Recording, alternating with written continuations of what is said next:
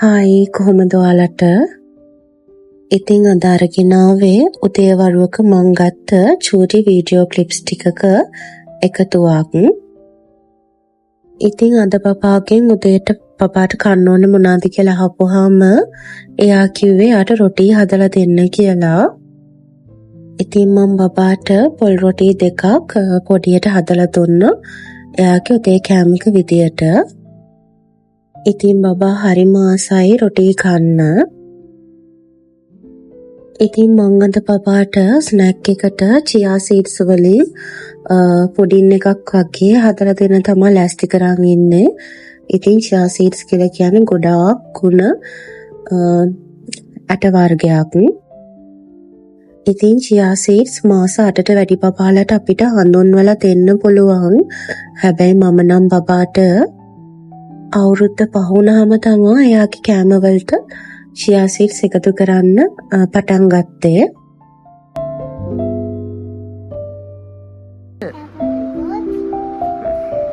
බබාට කවද කල කරන්න ඕනේ? කැමල් වද කල කරන්න ඕනේ. ඉතින් මම චියා සීඩ්ස් ටිකක් වතුරේ දාලා පෙඟෙන්න තිබ්බා. ඉතින් පෙඟෙන්න තියලා ඇවිල්ලා මම බබා එක්ක කලරින් ඇක්ටිවිටි එකක් කරා.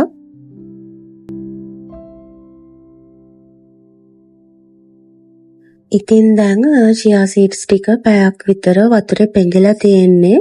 ඉතින් මං ෆෘට් සලාඩ් එකක් හදාගෙන තිබුණා ඊයර. ඒකට දාලා තියෙන්නේ අඹ, කෙසෙල්, ගස්ලබු.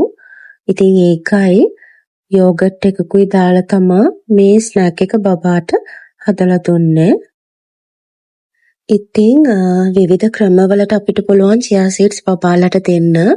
කර්ඩ් වලට කලවම් කරලා, එහෙම නැත්නම් යෝගට් වලට කලවම් කරලා, එතකොට පැණි ටිකක් දාලා, ඒ වගේ බබාලා කන්න කැමති දේවල් එක්ක චියා සීඩ්ස් කලවම් කරලා දෙන්න පුළුවන්.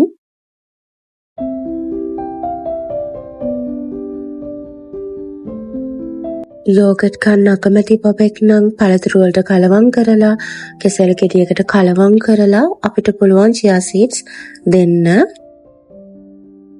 ඉතින් බබාගේ ස්නැක් ටයිම් එකෙන් පස්සේ බබා තව ටික වෙලාවක් සෙල්ලම් කර කර ඉන්නවා. ඊට පස්සේ වොෂ් එකක් දාලා එයා නිදා ගන්නවා. නිදාගෙන නැගිටලා තමයි එයා දවල් කෑම එක ගන්නේ.